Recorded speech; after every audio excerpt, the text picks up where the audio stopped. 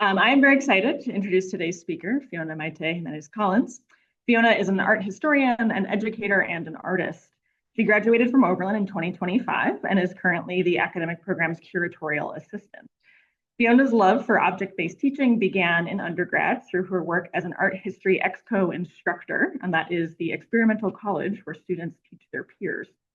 In her role at the museum, she collaborates with Oberlin faculty to put together engaging class visits using the Allen's collections and supports students as they connect with the museum through research and performances.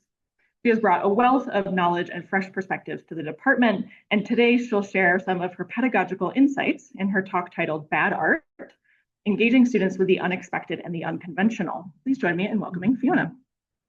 Thank you all so much for coming out to the museum today. I'm really excited to share with you a sculpture that is really near and dear to my heart, and one that I think has a lot to offer the Oberlin community. So I would like to start today by taking a moment to share our land acknowledgement. The Allen Memorial Art Museum at Oberlin College stands on unceded ancestral lands originally stewarded by mound builders Erie, Wyandot, Mingo, and numerous other confederated indigenous nations and peoples. The Allen acknowledges the native inhabitants of this land and the legacies of displacement and occupation from which Oberlin continues to benefit. We also recognize the role that art and material culture have played in the history of dispossession. We aim to use our collections, programming, and community engagement as a way to reflect on these histories, confront ongoing legacies of colonialism, and make the museum a welcoming and representative space for all. So, over the past 4 years that I have been teaching with and about artworks to Oberlin College students, I have come to believe that engaging them with challenging objects that resist categorization and upend traditional modes of viewing is vitally important to an effective arts education. It encourages a more embodied practice of viewing and pushes students to critically rethink the museum space. Today, I will be discussing one sculpture in the collection that has been particularly impactful in shaping my approach to object-based teaching, and that has been especially engaging for students. So to begin, I need to establish a little bit of groundwork. Oops. Here we go. In my second year as a student at Oberlin, I was taking an art history course on Chinese and Japanese painting before 1900. One day during lecture, the topic of an outdoor sculpture in the Allen's collection came up. And this was a bit odd since the sculpture was made after 1900. It was an American piece, and also it's not a painting. But nevertheless, my professor referred to it as the spike pit and briefly mentioned that it was off view because someone had fallen into it in the 1980s, though she did bookend this by saying that she wasn't entirely sure of the story's veracity. But this innocuous class tangent that was over in about 2 minutes just instantly hooked me, and I really needed to know more. I mean, how much more alluring could you make a sculpture sound to a 20-year-old than to say that they had to take it off view for liability reasons? So at the time, I had begun teaching Bad Arco, as Emily mentioned, with my good friend Henry Wallenmeyer, who you can see here. This is just a photo of the two of us making a soft sculpture for the class. But hopefully evident in the name, Bad Arco is a course on the topic of bad art, or really an investigation of the cultural factors that shape our understandings of art and ultimately determine what practices and objects we deem good or bad. The Allen spike pit then seemed to me like a perfect fit for the class. I relayed the story of the sculpture to him. We were both incredibly enthused, and so began our research. Henry, through his then job as a curatorial assistant at the Allen, was able to access some of the documentation on the sculpture that was not publicly available online, much of which I will share with you today in this talk.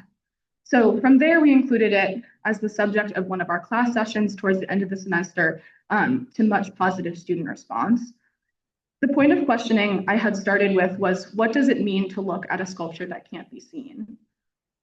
What was immediately apparent to me was the ability for this work and its story to capture the interest of students across disciplines. Everyone wanted to know about the kid who fell in, and it was clear that there was a desire for increased interaction with the work.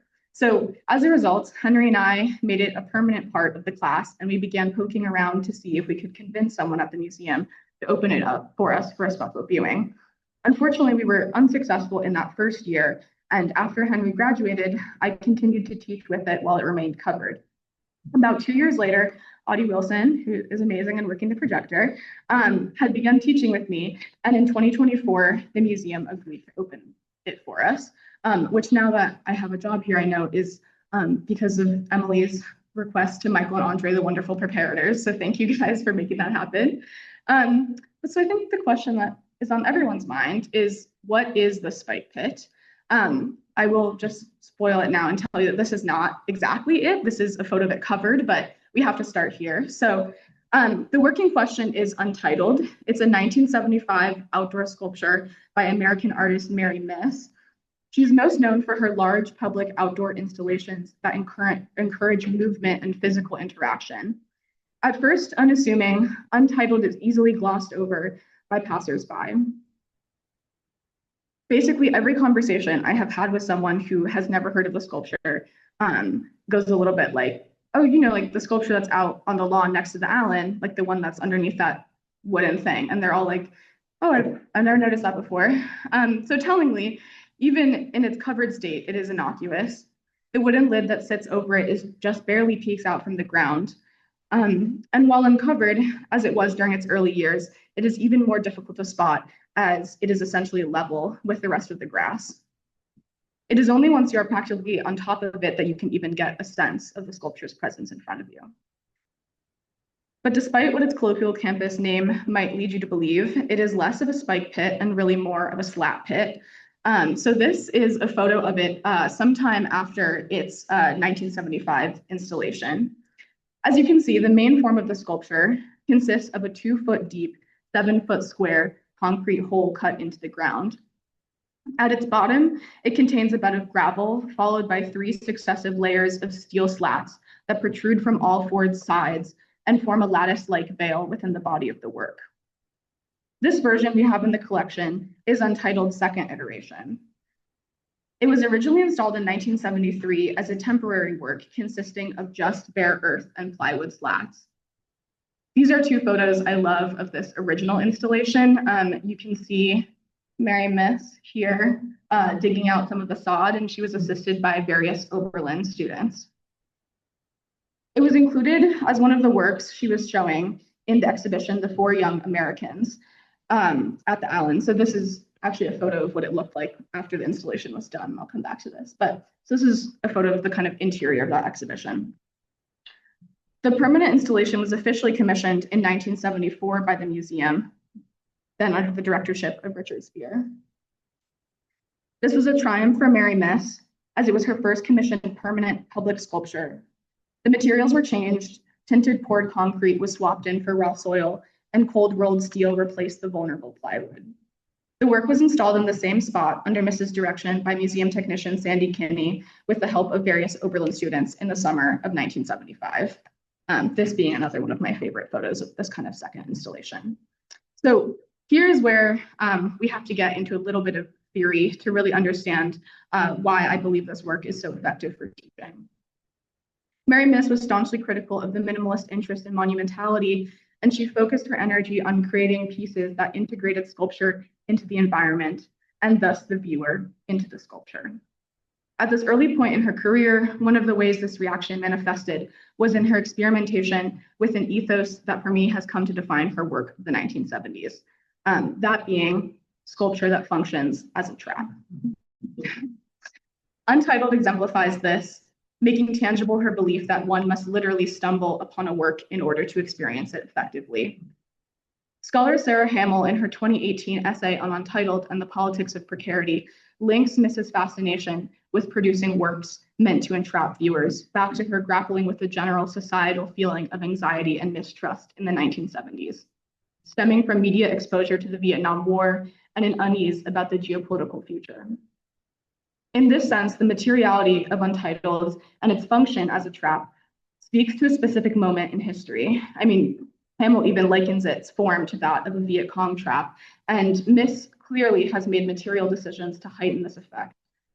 For one, she literally cuts a square pit into the ground as the main body of the piece and then fits in slats. In this first iteration, wood, and then in the second iteration, steel, that crisscross its interior and offer no suggestion of meekness or approachability. Even in the piece's permanent version, its function as a trap is further assured by her instruction to train the grass up over the edge of the concrete so that the sculpture can remain unnoticed until you're basically falling into it. Untitled has a general aesthetic quality that is of its era, but excitingly, this does not render it inert, nor does leaving it covered banish its ability to have an impact on students' questioning. In my experience teaching with the work, both covered and uncovered, I have found that it hosts a multiplicity of readings for the students interacting with it. So what happens when the sculpture is effective? In June of 1980, a juvenile, per the security report, fell in. Campus safety officers had been called to the museum around 8:23 p.m. to respond to some kids who were climbing up onto the roof of the art building. After asking the group of them to leave and advising them not to play on the courtyard fence or roof, the responding officer, Gary Creason, was approached by one of them to tell him that their friend had fallen into the, quote, sunken maze exhibit and cut open his knee while running across the yard to catch up to his friends. This was shocking, of course, and resulted in a memo from the director of physical plant to Chloe H. Young, then curator of modern art, issuing an order to place a temporary wooden cover over the sculpture to prevent further injury. Young wrote back the next day saying that the museum would not cover the sculpture and stating that Richard Spear, who, if you'll remember, used to be the director of the Allen, had gotten confirmation from the college's legal team that the work would be protected under the college's insurance from any unforeseen accident before it was even installed. From what can be deduced in the curatorial file, after these initial back and forths, the sculpture remained uncovered, albeit with some resistance from certain people around campus, until 1983, when raised staked metal signs were installed around Untitled to kind of hint at its presence in this wider lawn. It is important to note that throughout all of this, Mary Miss remained opposed to putting a fence around the work, as it would ruin the surprise, or in other words, render the intended effect of the sculpture impotent. However, by 1984, a wooden cover was placed over the work as the result of a new legal audit that determined that punitive damages would not be covered in the future. Since then, Untitled has remained in a state of limbo, off view, yet visible enough out on the north lawn to remain a sort of ghost presence on campus. In many ways, I think this story has been what really activates the sculpture for Oberlin students now. I mean, even for me, whisperings of it and then finally the concrete information Henry and I dug up was really my entry point into a sustained relationship with this sculpture that has not really been rivaled by anything else that I have researched or taught with. One of the advantages of engaging with this sculpture is then precisely what makes it salacious around campus. Students are intrigued by the mystery of someone falling in, yet once they are there with the sculpture, that initial interest opens them up to a fascination about how the sculpture operates and the historical context that brought it to be installed at the Allen. It resists you up until the moment you get close enough to teeter at its edge. It invites you to jump in. A student quoted in an article in the Oberlin Review in November 1980 said, quote, "You feel like jumping into it and getting warm, like it wants to envelop you and take you away from the world." Though I have only been able to lead a session with students with the uncovered sculpture once, I have found that this same sort of attraction to its materiality surfaces within my students. This being a photo from the session that Audie and I were able to lead with the uncovered sculpture. And as you can see, many of the students there that day got really close and really leaned in. This was something that we actively tried to encourage, asking them to circumambulate the sculpture, to lean in, to lean out, to begin walking towards it from a point of distance, trying to imagine what it might be like to encounter this back in 1975 when it was originally installed. Many of them, including myself, felt like it looked much more inviting than we had anticipated. I remember thinking about that quote from the student in 1980 and feeling almost the exact same way. Even now, in its discolored and fairly dirty state, there is something about its suggestion of your ability to pass through the slats to reach the bottom that makes it incredibly appealing. I personally remember feeling like I could just reach my arm down inside of it and grab hold of one of the metal pieces and steady myself. But perhaps this is a distortion that results from over-familiarizing ourselves with the work through photographs and trips to the covered sculpture, much like what I'm doing for all of you right now. Or maybe it speaks to something else Miss is able to achieve through this work that resonates differently in a post-1970s world. One result of having taken so many different classes to see the work well covered before we were able to get it opened was that I found that all of us had grown to feel a certain attachment to Untitled. There was a shared feeling of relation and maybe even ownership over the piece that I noticed in a lot of those who were present that day. The challenge of Untitled is that it tempts us to try to square it neatly into traditional art history categories or to understand it as an institutional sculpture, since it is held in a museum collection. However, everything about the form and history of the work resists this. It is an anti-monument that is ironically monumental because it is permanent. I mean, all changes to the North Lawn must carefully avoid the pit from here on out. It is off view because it essentially succeeded too well in what it intended to do. Yet, even in its covered state, it has managed to infiltrate campus imagination in one way or another. It is an excellent example of an early 20th century work by an important feminist artist who rethought the boundaries of sculpture past the walls of the gallery, and whose work has been center stage in conservation debates over the past couple of years. Untitled is a valuable teaching tool for all of its contradictions, and even just for its ease of access. It is the only work off view in the collection that you can still go to see, essentially, without having to make an appointment with Emily or I first. And though I hope to see a day when the work is opened up again and put back on view, today I propose no such solution to make that happen. Instead, I hope to have made clear, or at least articulate to some degree, the wonderful and immense teaching possibilities that Untitled offers. It captures the imagination, it pushes students to lean in, to rethink the limits of museums, and in its covered state, it allows one to build a sense of familiarity and stewardship that I think is really crucial to a small liberal arts campus. In other words, I have seen how it intrigues and how shared discussion of it, like in Bad Arco, can bind students together and strengthen their sense of community.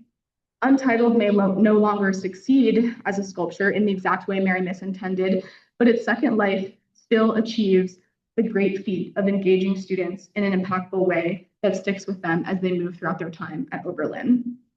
So I'm going to leave you with this photo of Joe, who's also a former Bad Art co-instructor, Audie, and myself in front of the pit during that special viewing section, alongside a quote from William Olander, who was the curator of modern art. This is something that he wrote in a letter to Mary Miss in 1979 that's contained in the curatorial file, and I just think it resonates with me and how I feel about the sculpture. He writes, "I like the sculpture so much. It is particularly lovely at this time of year when the leaves are scattered about." Thank you. So you can see it's definitely okay. Good. Oh.